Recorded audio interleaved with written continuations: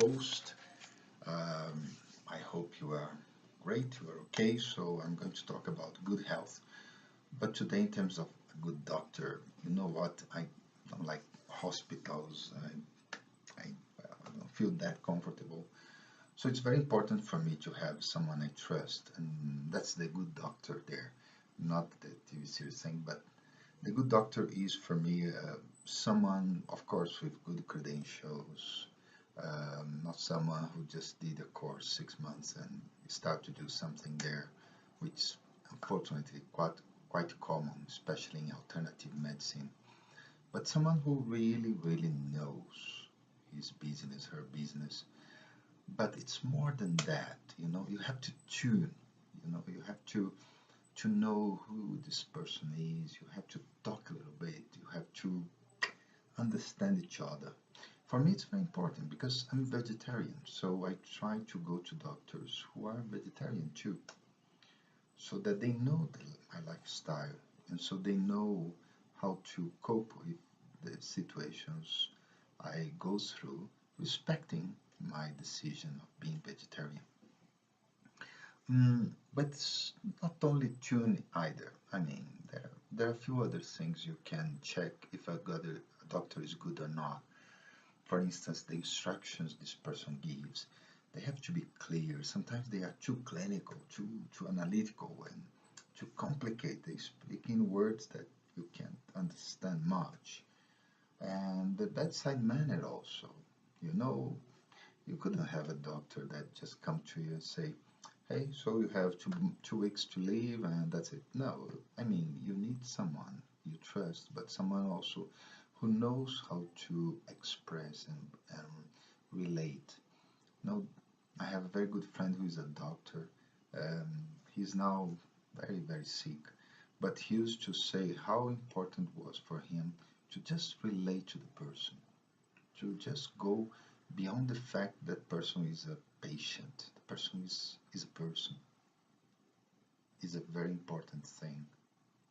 And prevention, you need a doctor that helps you to prevent other illnesses, a doctor that helps you to understand your lifestyle and help you to modify aspects of your lifestyle that will make your life better. But be careful. I have found many doctors trying to convert you, you know. It's not good. It's not good.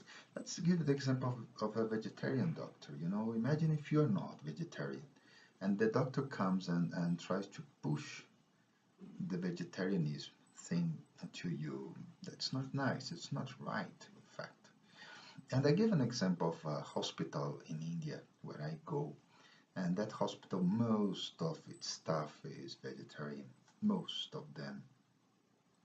And yet, in the walls, they have some posters with instructions, especially for prevention.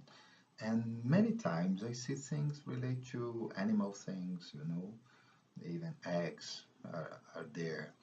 And why? Because they have to be open. They have to be open to other people. So if that's hospital that is vegetarian in its essence, is able to talk about all these things, why a doctor is trying to make me leave my lifestyle and go there?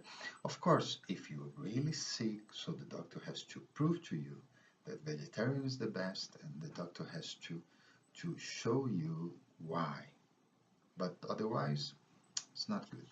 It's not good. And the last thing I would mention to you is that you have to become a conscious patient, you know, because I don't like hospitals. I notice things.